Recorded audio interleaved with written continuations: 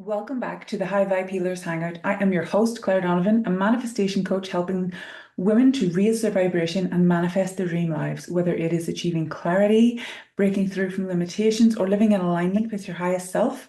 I guide you to realize your deepest desires. Today, we have a really special guest joining us, someone who is doing incredible work in the wellness space here in Adelaide. Sadie J, the founder of Sadie J Wellness Coaching, is a certified health and wellness coach with years of experience in both government and community sectors. Her mission is to guide individuals and groups of people towards a healthier, more fulfilling life, whether it is in a personal or a workplace setting. Sadie has crafted wellness programs designed to help people reduce their stress, improve their emotional resilience, and take charge of their health. In this episode, we will be diving into the importance of self-awareness, how wellness coaching can complement manifestation work, and how to tap into your full potential, not just physically, but emotionally and mentally as well. So without further ado, let's welcome Sadie J to the show. Welcome back to the High Vibe Healers Hangout. I am your host, Claire Donovan, a manifestation coach helping women to raise their vibration and manifest their dream lives, whether it is achieving clarity, breaking through from limitations, or living in alignment with your highest self.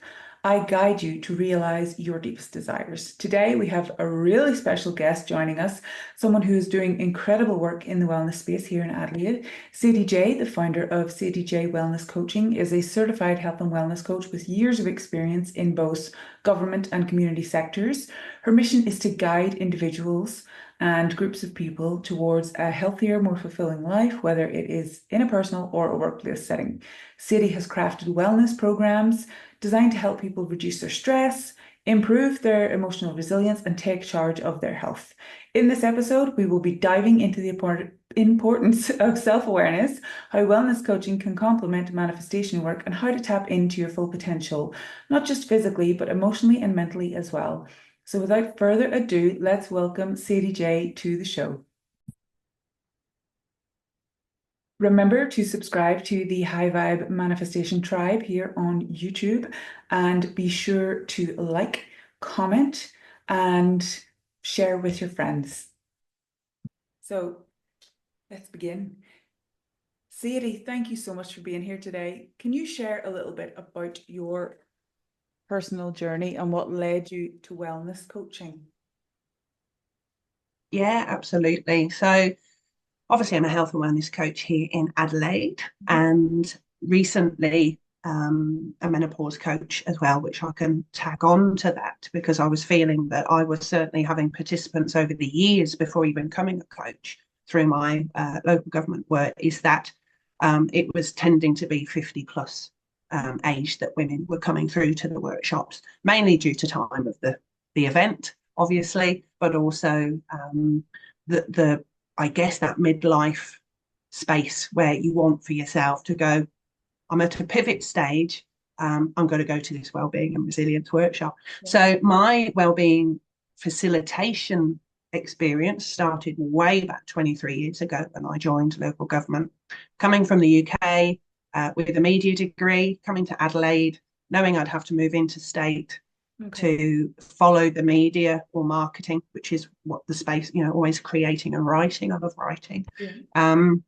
Self-proclaimed not a grammar expert, but you read how I talk, so and people seem to enjoy it. But community is in my DNA, and that taught me a great life skill, is that there's a lot of community residents and community people who don't necessarily get access to wellness information by choice. Yeah. They don't go looking for it because they're having a life. The more I learned, though, back in 2014, when I was involved in a project with SAMRI, the South Australian Health and Medical Research Centre, through work, we got trained in level 1 and level 2 in wellbeing resilience. Okay. And that was wonderful. It was a brilliant project to be part of. They're not doing it anymore. It's become Be Well. And as a day job, I became this presenter of wellbeing and resilience and bouncing forward. And Dr. Martin Seligman's work around positive psychology, knowing that also not to overplay the positive psychology, because some people used to think it's all about just being happy all the time. It's more around reframing sometimes the unproductive thoughts that we had. So we were very much delivering that. Then my love for it all came it really during COVID, and when I had my own health adversity in 2020. I was diagnosed just before the pandemic started to enter our lives with early breast cancer, hormone receptive ER/PR, not knowing that there were even different versions of breast cancer. And certainly it stopped me in my tracks. I said recently, actually, when I wrote an article for another publication, is, I felt the best that I'd ever felt. I'd lost weight. I'd lost 14 kilos intentionally, not knowing that underneath my skin there was this tumor growing that was a slow growing tumor. But for some reason, coincidentally, I had an endometrial ablation in the August of 19. And I feel I need an anchor to go, why did it grow so quickly? So obviously was that something happened with my hormones. But you can never prove. And I didn't want to spend my mental capacity focusing on why. I wanted to know how I was going to move through this, but I wasn't given much notice. I was diagnosed on the 12th after finding a lump in the shower, right underneath my breast tissue, not in your, typical breast tissue area. Had no inflammation, no puckering of the skin, none of that, that normal general, I might have. It was right underneath. It was sitting on my rib cage. So thankfully for losing weight, it became more obvious. So even when I lay down, I could see it. And I was puzzled at the time, to be honest, Claire, as to why hadn't I felt it before? But I wouldn't have, because of where the positioning was. And I had lapsed a little bit. I've always been quite vigilant with checking my boobs. But again, it's you're taught to check everywhere. So that was my own health hiccup that then became 7 surgeries, a little memoir to gift at my workshops now about my experience with breast cancer, but also my history of well-being and resilience, twining it all together for any reader to read, to see that someone, even with the skills and the tools for the job, can, like yourself, have a time in their life where they go, I think I need to coach myself. So I did actually catapult and want to get the validity for myself as a certified health and wellness coach. So I decided in 2021 that one thing that I could do while convalescing 2 or 3 surgeries that year was I could still use my brain. So I got my certificate as a professional certificate in health and wellness coaching, and then added that this year with the menopause coaching, realizing that my love was women's health. Wow. Thank you for sharing all that. Big journey when I talk about it like that. Yeah, it is a big journey, but I can absolutely relate to it, because something, my journey is quite similar. My background, the psychology and the art therapy, and then I had my own health issue with the heart failure, and like yourself, there was no God, this could be like something to do with my heart. So I had a chest infection that I just couldn't shift. And then my breathing just became more and more crackly, and I became more and more breathless. And then I got to the point where I was just gasping for air like a fish out of water, like constantly. And I was like, oh, okay, I think I need to go to the hospital. So and I was feeling fatigued, but I've suffered from fibromyalgia for years, and I had just emigrated to Australia. So I thought, you know what? That's a big old move. Maybe you're tired from that. There were so many things that I was just explaining it away. And then I was like, oh, I don't feel good. No. And I think the lived experience is something that the majority of people are looking for when they're looking for coaching. I very much in probably 60-40, 60% workshops, either online or in person. That's slowed down this year due to another surgery. But I'm just really being real and authentic, showing up as much as I can and not feeling the pressure, because nobody knows how busy you really are. Busy behind the scenes, creating lots of beautiful workshops that will come up over the years. I felt at the beginning that there was this immediate hurry to suddenly do everything that I've wanted to do, and then go, the fear of recurrence is always going to be there, but it can be over there. Thank you. I've done what I've needed to do. I've got the scars to prove it. I've got the little book to do author talks with, to make a little change in some way, just that little gold nugget that can just sometimes go, wow, this woman in front of me is real. She's not just the person on Instagram or Facebook or shows up at an SA Woman conference. We are more than that in every one of us. I think, especially even this week, to be fair, having bronchitis and realizing that everything had to stop. And it didn't have to stop, but I wanted it to stop. And I needed to let my body rest and recover because, like you, I had fatigue for many, many years due to heavy menstrual cycle and very low iron. Interestingly, since the breast cancer, my iron's great because I went straight into clinical menopause. So what with the tiredness and the achy joints and arthritis anyway, then having the breast cancer, then on top of that being put into clinical menopause, I thought there's something here. And it was very much around taking my coaching out of the workplace and doing it for myself. So at my own pace, because I think that's the important factor, like this week, is knowing that you can show up and go, hey, guys, I've been a bit under the weather. The world has kept spinning, and looking after your own body. That's really important to me, that I send that message through, and a lot of my workshops and more information sessions, less to the one-on-one, because the one-on-one is very much the person's journey. But my workshops are very much focused on that self-reflection and that foundational baseline to go, before we talk about all of the bits and bobs, let's talk about you. Who are you? What's your journey so far? What's life for you right now? And then you just bring everybody in to go, I've actually been given a ticket to say that I can be myself for 2 hours. And I think that's a little bit that's been missing, that we naturally always aspire to knowing what the result is and all the big information. And there's a little gap in community and in corporate, I believe, because I'm in it during the week as well, that taking it back to basics is a good thing, because there's a lot of us doing a lot of different things. But it's really heartfelt to me to present and create things that are that foundational learning space, so that people can connect back with themselves and then go and do somebody else's workshop that goes a bit deeper. So it's an exciting opportunity in the coaching space, isn't it? Yeah, it really is. I know that you've mentioned that connection with clients is the most rewarding part of the job, and I would totally agree with you. What are some really memorable moments where you felt just a deep connection, and how do you feel like it impacted the way you coach and also the client? I'm looking at it now, but which no one else can see and you can't see, but I'm looking at a bell, and it's one of those little bells, like a little cattle bell.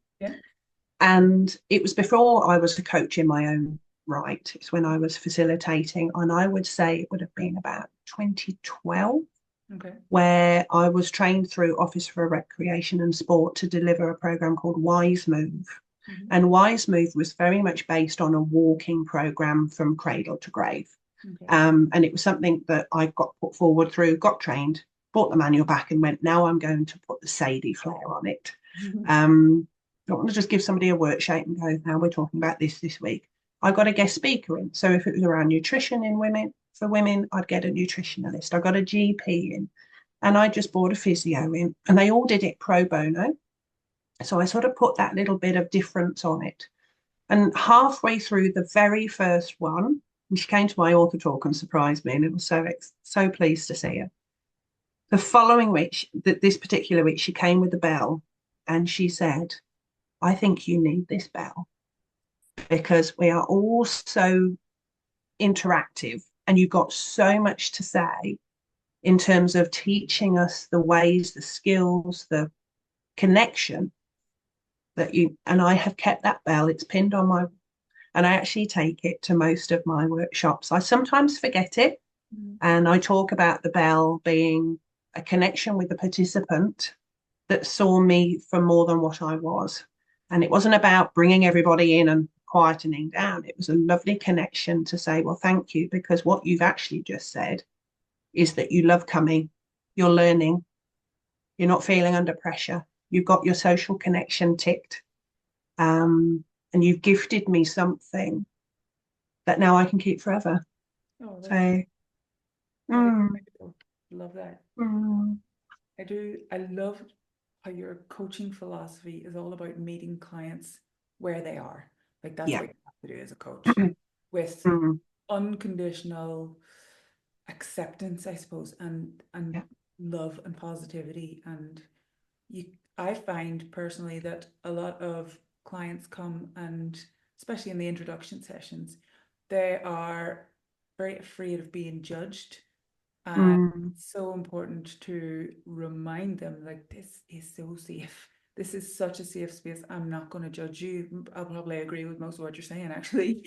So, how do you create that safe space where clients feel empowered to take the driver's seat in their own wellness journey? I think I'm very clear at the very beginning, Mhm. that it is about them and that they're their CEO of their own change, and that having the responsibility to transform them for them, Mhm. that's not doing them any favors at all. Yeah. So in the discovery call or the initial chat, I keep it very informal, is I want them to know that I come with knowledge. Mhm. I'm not going to hold back if I feel that people need a nudge. I want people to know that, the smiley Sadie is going to come give you information when you need it, is going to reframe things if you want it, Mhm. and also guide you to get to the result of what it is. It might be less stress. It might be just working out what the triggers are. We could spend 6 weeks just bringing everything together and go, actually, the thing is not the thing. Yes. And I think it's about listening, but also it's in the prep and the post for me. I prep myself for at least half an hour before I have a coaching session. I really get in the space, even here where it's a lovely space. I'm looking out to trees and I just connect because I know nature for me is a very calming space. Mhm. Then I'm all yours and I will listen and I will suggest, but I won't tell you what to do. Mhm. And I think that's the beauty of coaching in terms of the mentoring and the empowering for someone to come to the answer, because the answer is here and the answer is here. Mhm. And I'm not psychic. I wish I was. Mhm. Um, so the words I want to come from you. Yeah. And I think that really helps the person to think, oh, thank goodness, you're not going to expect me to tick KPIs and milestones and, Yes. you know, have to have some people haven't, and it's not as anybody's fault. Mhm. They haven't got the result that they wanted, but they've got so much more. Yeah. They've learned so much about themselves in the whole process of unfolding Yeah. these things that are no longer, they're still an issue, Mhm. but they realize it's a thought more than it is necessarily a reality, if that makes sense. Yep. There's a lot of stuff in our brains, isn't there? So I talk about event, thought, reaction, that we have an event in our life, a quick thought in the middle, which Mhm. is like a firefly, is how we react.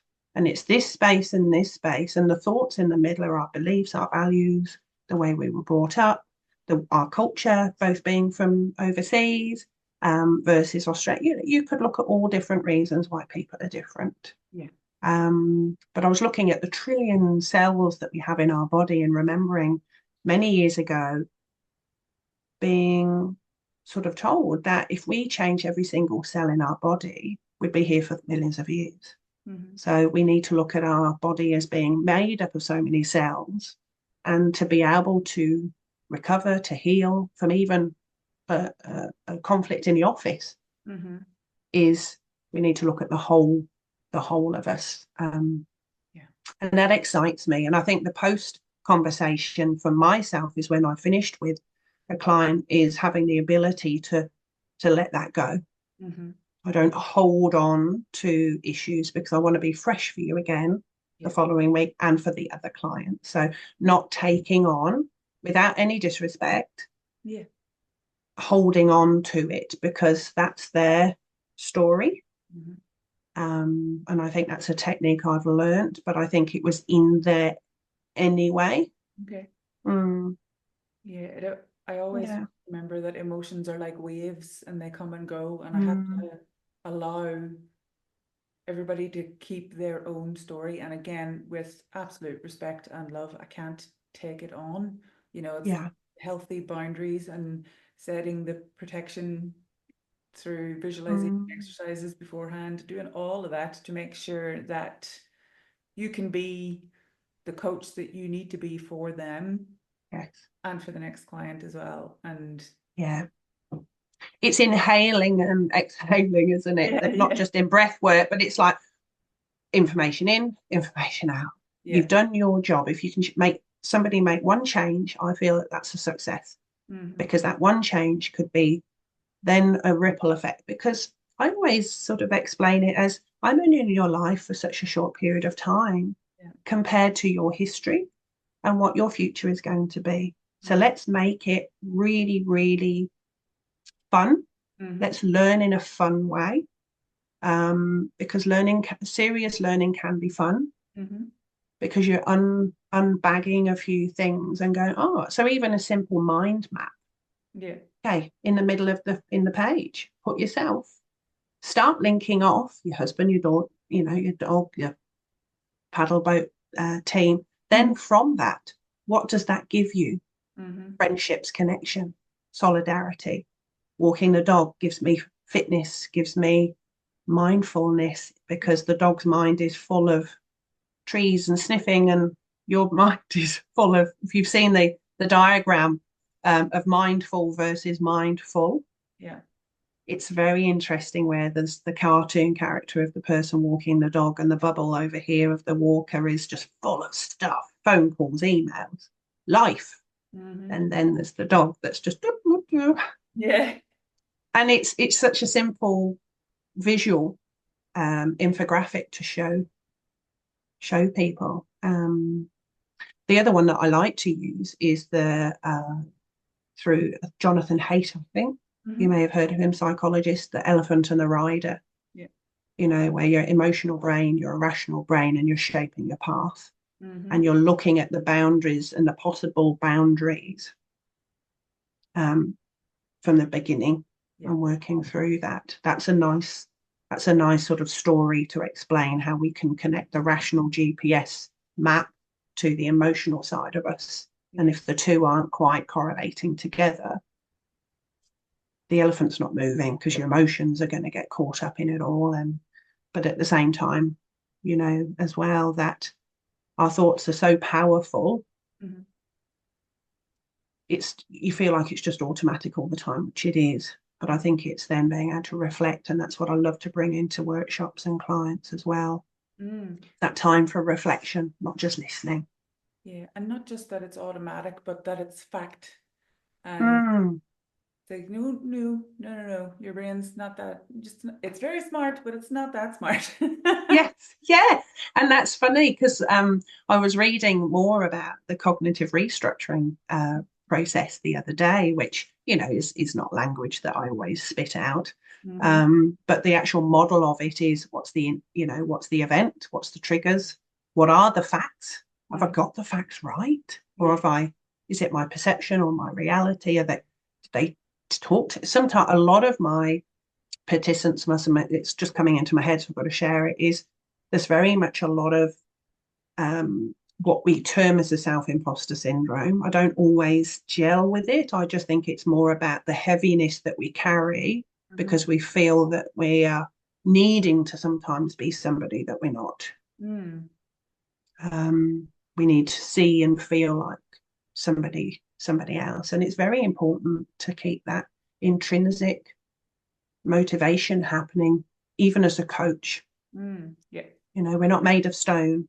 We're human people. We need to be intrinsically motivated to help others, and that's why we work in the sector that we do. I don't see it as work, though. I see it as a payable hobby, or a payable gift. And I do a lot of pro bono as well, because I do feel that showing up um, in that space, like the walking group that I do, is once a month. I love walking, so why not get other women that have been touched by breast cancer walking as well? Um, and it's not a busy, it's a good busy. Mm. Yeah. Yeah, getting that balance right, that what people see you as. You're busy Yeah. all the time. I'm just busier than you, but what I'm doing is I'm loving it. Yeah. I'm loving being on a committee of Dragon Boat, but knowing that we can build a team to have more women in South Australia come and join our team. So that's the giving, very much that selflessness of wanting to support other people, especially since I've had my breast cancer, to be fair. Yeah. And encouraging that just that human need for connection and community is really. Yes, huge, Mm. huge, because there's opportunities for me to do a lot more corporate wellness, and being in government for so long. Mm-hmm. My community workshops and my respite, equally knowing that we still need a lot more in the workplace around mental wellness and mental well-being, not disputing that at all, but I also know, having spent so many years in community, that Mm-hmm. people will turn up. Yeah. But what I find more so is that we used to do our information sessions as free workshops for 8 weeks, and it was funded by council. So I had the benefit of not having to worry about the financial side of running the workshops because I was already working. Yeah. So that is, I know, an incentive that not everybody wants it free, but Mm-hmm. I think we need to make sure that we do offer some free opportunities, sitting at the Probus Club, sitting at Coromandel Valley Community Centre and being available for Yeah. an hour. It just makes a difference to people just to have a quick chat. Yeah, it definitely does. It leads to something else. Yeah, it does. It Mm, lead to a beautiful unfolding for those who maybe didn't think that was at all possible, and they just saw, oh, maybe I'll just go have a chat with this lady, and their whole world yeah. just changes. Yeah. Yes. I'd sit anywhere for all day knowing if even though I'm a natural conversationalist, because that's what I've done as a trade, I Mhm. guess. But it's a very learnt skill, because I was an extremely shy child from a small village in Stratford. And it was when I went down south to go to university Mhm. that I swear that, now I look back, was the time where I went, the world is going to leave me behind if I'm going to stay as a bit of an introvert and shy and don't want to offend anybody. And not that I've gone the polar opposite, but then moving to Australia like you, I was 23. Mhm. Um, and again, feeling maybe I should show up a bit more and be a little bit more um, less reserved. And you can't stop me now. But at the same time, what makes my heart sing is when I see the moments of change, from delivering what comes naturally and with confidence, Yeah. and not to overplay that not everybody is the same. So every participant in my workshop in 2 weeks' time, I knew me, myself, and my midlife mind, based on midlife and menopause, just haven't called it menopause, Mhm. is sold out. And I'm going to have women that are going to either have gone into clinical menopause, like myself. Okay. Symptoms are still pretty much the same. Mhm. It just happened a different way. Yeah. And women who may not cope with it very well. And I hope that when they go from that workshop, they feel we can't suddenly change the symptoms, but we can learn to cope and manage them when they're there. Mhm. I wake up and I waddle to the toilet, to be honest. Okay. But I've always had bursitis in the shoulder. Well, I've had it for a long time, bursitis in the shoulder, arthritic knee, now an arthritic foot. I haven't allowed it to dominate me. So I've still walked, and I bought good shoes. Yeah. Um, and it's about making sure that people feel confident in themselves to know that the chronic diseases are on the rise, obesity is on the rise, the symptoms are going to be there, but at the same time, even for exercise, releasing those chemical vibes, whatever, um, to mean you've just walked without any pain Yeah. because you focus not on the pain, Mm-hmm. which is why I love coaching people to say, especially around physical activity, which is within my scope as a health and wellness coach. So it's physical activity, stress, sleep, energy, and nutrition, and working within that space as well, more so now in midlife, is 20s and 30s is where we need to be educating people to be doing the work as well. Mm-hmm. Chair-based exercise, typically, I only knew was for 60, 70, 80-year-olds because it was a gentle exercise, Yeah. but there's a reason why they're doing it. And Yeah. some residents over the years have said to me, I should have done more when I was younger. I was just too busy. So I think the awareness of especially menopause as well, and there's a lot around at the moment, Mm-hmm. is joint pains can be managed quite well. Mm-hmm. But it's our fitness within our 20s and 30s, and not suddenly then go, oh, I better keep fit, I might go to the gym. Is walking is the simplest of things. Yeah. It was lovely when we were on holiday recently to see a group of girls just walking, and then they seem to have walked around, okay, looking, but they're still out and about, which is great, because I do feel like we're in a world where everybody's living behind a gaming machine, or Yeah. Oh, constantly. that's a different conversation altogether, Claire. Yeah, no, I know. I love going for a walk. Well, it was the one exercise that was recommended, just gentle enough, not gonna Mm, stress my heart, because my heart was twice the size it should be. So mm, back in what, 18 months ago. So just walking every day, just slowly building the steps up, not trying to run a bloody marathon before I could just about walk. And I also mm. have bursitis in my hip, which is a literal pain in the arse. And just slow walk. Excuse me. I love I don't have my phone. I usually listen to music or an audiobook or something. But Mm, every mm. time I'm walking past a garden with beautiful flowers, I'm like, oh, what's that? Oh, I wonder what that is. Yeah, So, yeah, and it's interesting you say it, because I guess because of the part-time role that I have within community well-being, so healthy aging, which is great because I run events at work as well as my business, and people go, "You're mad to try and do it all. Can't you just go home and do nothing?" I'm like, "Oh no, I want to get home and I write my next bit of content," and yeah. it doesn't impact us as a family. Certainly, I pick my time to work on business, especially when I've been out all day. But because I spend so much time analysing and talking to residents and creating stuff at work, is I don't walk with anything in my ears. So I stopped that about 10 years ago. Really started because I started walking at night time, more for safety. But also I realized that what I was hearing was what I needed to hear. I Mm-hmm. needed the chatter to not be in my ears. I'd had that all day. Mm-hmm. I'm not saying that active meditation, which is listening to things that take you off your mind from something else, isn't a great thing. But I would suggest to anybody to take the earpods out, even just once a week, Mm. and walk without them. Yeah. It's a game changer to me when I go walking now. And because I practiced it so much, I got out of the habit of even connecting my headphones. So, and I suggest that to clients and participants when they're looking at ways to get out and go walking.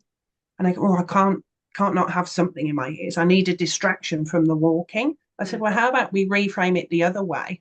Be totally knowing that you're walking, because every step you're taking is heart health, bone health, brain health. And they go, oh, well, yeah, I will focus on the walking. So the headphones become irrelevant. Yeah. On my walk, it ends up in the park near us, and there's never anybody around, which is great. But there's a load of Yeah. trees, so I will just sit in the park and meditate, kind of mid walk, And there have Yeah. been times that I've left the house and my boyfriend's ringing me. He's like, are you still Where at are you? labor? What, yeah. And I was like, oh, sorry, I was just in the park. Yeah, As long as you're it's when fine. people. Yeah, I guess it's like the five senses as well, isn't it? Because my husband has said the same. We've got Life 360, so he's like, check it. I know where you are, but you're coming home, and we don't use that for look, making sure that we know where everybody is all the time. It's more of a safety thing for our daughters. But I've toddled off for a quick walk to Yeah. reset, and I've ended up in Tangari, which is near us, looking at leaves. And I naturally now, without going, I'm using all my five senses. I do touch moss. I do touch the balustrade. I do smell. Taste is hard sometimes because, tasting out, tasting nature is breathing it in. It's a very simple Sometimes. mouthful of air. Yeah. Having said that, at Belair National Park, which is obviously where you would know because you're in Adelaide, is great actually because I did a wellness walk, which I do sporadically when anybody wants to book me in to do one. Is very much based on the chapters of my book as well, because I wrote 5 chapters, kept it very simple. And my business name, which I now use for my Ayurvedic massage, which is also my respite from the communication side of my life, is Serenity and Sunflowers, with the slogan Just Be. And that's my first business name. And I keep that now separate to my festivals and events and Ayurvedic massage. And then Sadie J Wellness Coaching for my coaching. And I've separated the two so that it's obvious. Yeah. Well, Serenity and Sunflowers Just Be isn't. But when I do wellness walks, I base the 5 senses on my 5 chapters, which is Just Be You, Strong, Inspired. Now I'm going to catch myself, see, brain fog. 5 chapters in my book, which I don't believe here we are. Great. Got my little book, and it is literally like a little resource. So the art of just being basically is what it was based on. And yeah, just be real, just be inspired, just be strong, just be in the moment, just be you. That was the one. Beautiful. So and it's something that I wrote in 2021 again to do it's like a silent cathartic meditation for me. I sat on the dining room table after one of my surgeries, and I just want to write a book. And my daughter had to write a memoir at school, so that's how it came about. She said, "Well, you have got a story to." I said, "Have I?" I never thought that. I actually went, "Yes, you do, don't you?" And I know where you're going. So I wrote, it's 5 simple thoughts to inspire you to live your own life with grace and zest. And yes, it mentions my breast cancer. Yes, it mentions my zoledronic acid infusions that I had to have every 6 months. But the main core conversation is about just be in those 5 areas. And at the end of each chapter, I've asked 5 questions, kept it into 5, for the reader to go, well, okay, you've just learned about the village girl from the UK who picked, raspberries and blackberries along the hedges and enjoyed those moments of childhood memories. What is it for you? Not discounting that not everybody's always had a great childhood, but it's not deep. So yeah, now I gift it at my workshops mainly. But Beautiful. But if somebody wanted to get it, where would they, apart from your workshops? Is there a link? yeah, no, well, yeah, so it's on my website. So Okay. sadiejwellnesscoaching.com.au. The only ones I have left, and everybody goes, bring them out the cupboard. My story of this is imperfect, perfectly perfect. So I had 300 of my book printed and delivered. I was so excited.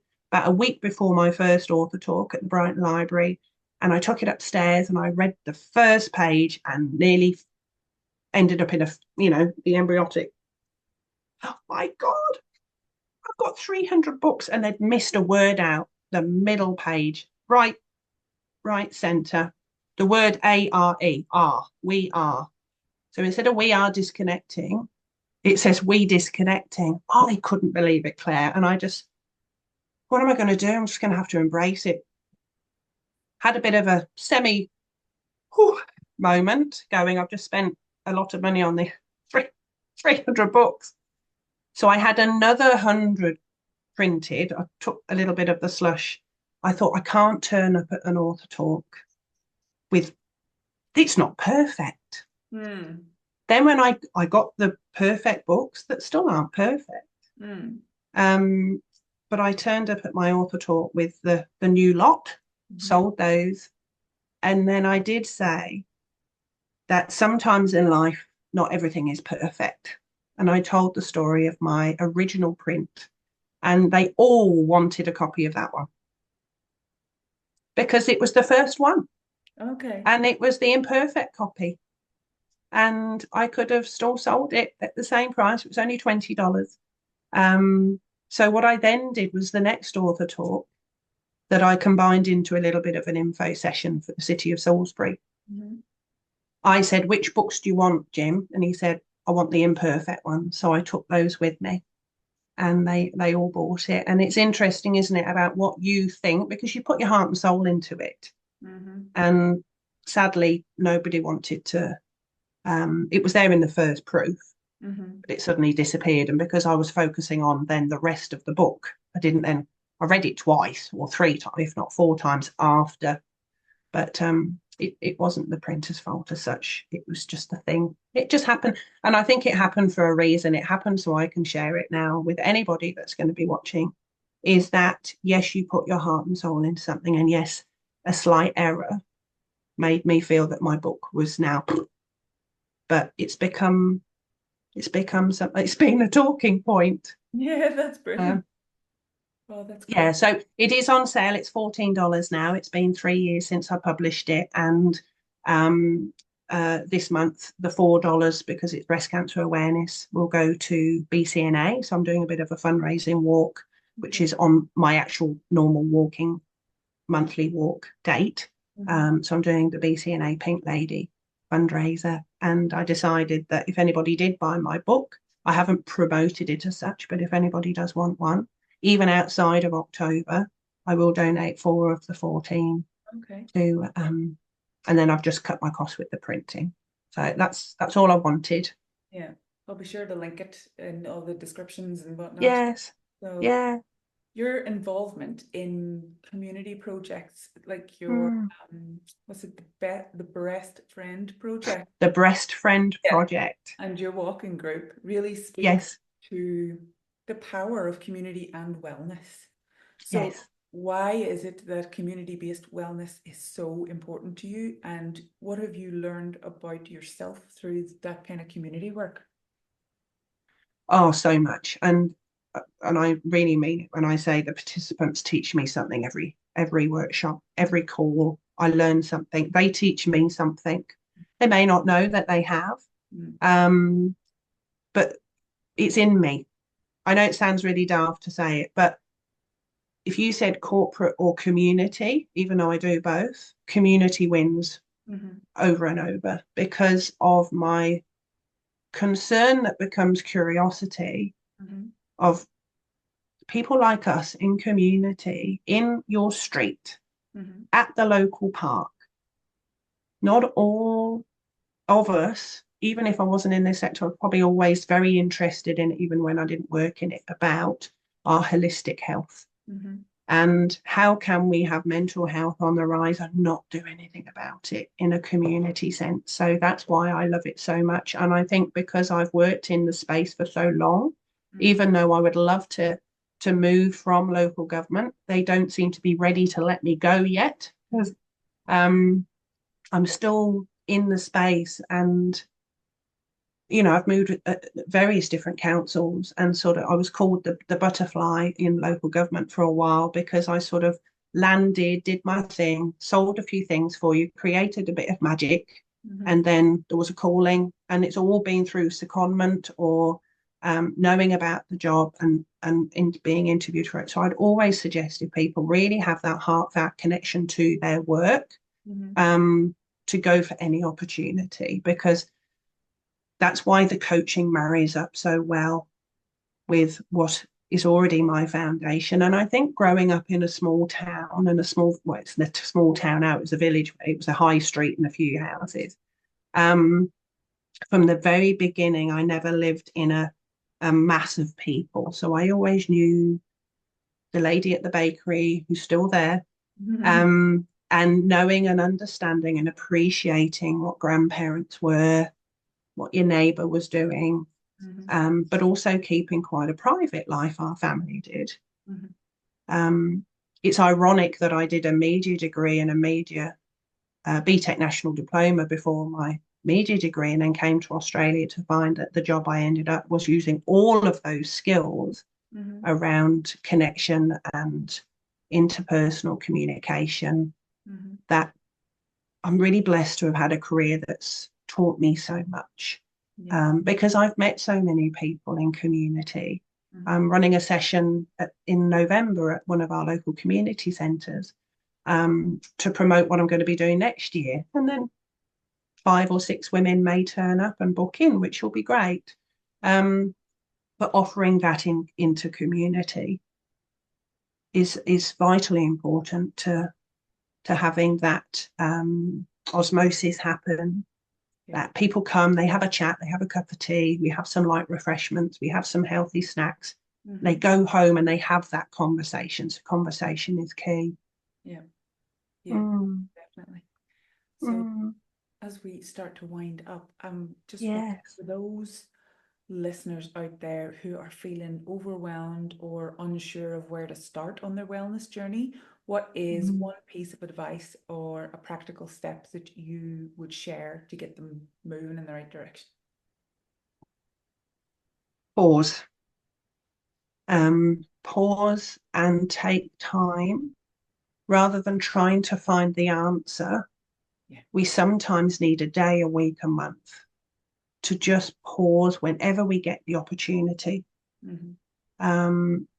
Because we're better at solving our own troubles and be successful in living well as we age, at any age, if we just pause. We're very, human nature is to get a quick fix. And I've learned over the years that's not necessarily the most productive way of doing it. It can. So my whole thing is about just pause, take a breath, think about it. My other suggestion is to try and I know we talked about technology a little bit before, but I love it and I don't love it. It consumes a lot of our time. So if we're already highly stressed and anxious, and we're wanting to kick a few goals for our own health and well-being, the answer is in here. And I think the word pause stands out for me than anything. And that, even if that means a client conversation for 45 minutes is half of it silent, I'm holding space for you to think. And naturally, I don't think we do it very well. No. We have to keep reminding ourselves it's not natural. If we lived in one of the blue zones where they've got it, they're living until their hundreds because they live with less stress, and they're also very fortunate to live from the land and live in beautiful pockets, but they still have their own adversities. So pause, people.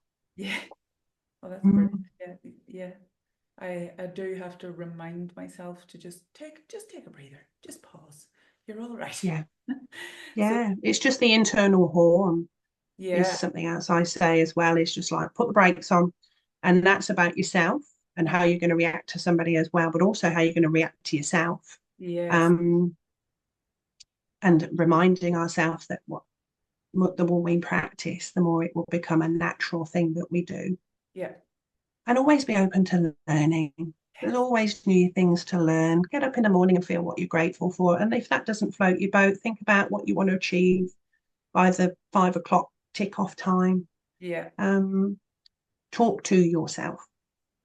I always talk to myself and my higher self, and ask my sacred questions just to make sure that I'm on the right path. Everybody knows that my radio is not on in the car. I'm usually talking to myself because I'm prepping for a meeting or I'm prepping for a workshop. And does it sound right when I'm talking about it to myself, knowing that it's ad lib when I'm there, because I've got my content and I know it. But I know I don't know anything because the participants are going to give me stuff to bounce from and read the room. Yeah, So yeah, all it has to be conversation. We learn so much. absolutely. Well, wow. Thank you so much, Sadie, for sharing your journey and your insights Oh, with us today. there's so much to say, isn't there? I'm sure our listeners are feeling really inspired to take charge of their wellness journey, and it's so important that they do. And whether Mm, that's through just walking or, developing that emotional resilience or tapping into their fullest potential. yeah. So, yeah, for everyone tuning in, remember that wellness, much like manifestation, Yes. starts with clarity and alignment. Two areas Hmm. where Sadie truly shines in her work. You can just tell through conversation. Love Absolutely. it. So if you are ready to take your next step towards wellness or even explore how manifestation can support you on your journey, you can connect with Sadie at Sadie J Wellness Hmm. Coaching or myself at Claire Hmm. D Coaching, and follow Sadie's amazing community work. I will absolutely be checking out your group work and whereabouts you are. Yes. Still need to look. Love to. I need to look at a map of Adelaide to know where I'm talking about. Where everybody is. Yeah, I'm yeah. always happy to collaborate. I think it's sometimes if we're all doing similar things, there's so much, there's such a scope there. You know, Definitely. we've got our retreats, we've got our mini retreats, we've got our workshops, we've got our sessions. I'd like to co-design actually something for women about what it is that they want. Do they want something they can come in and out of? Yeah. Or is it a day where they just do all the work, or do they just want to sit in silence and be spoken to? So if anyone has any ideas, I am all for curating something Fantastic. with other communities. Yeah. Well, yes, Thank you for inviting me, Claire. yeah, no problem. It's been an absolute pleasure. All right. Mm, Bye-bye. take care. Bye. Don't forget to subscribe to the High Vibe Healers Hangout for more interviews and conversations that elevate your life. Until next time, keep raising your vibration and manifesting your dreams.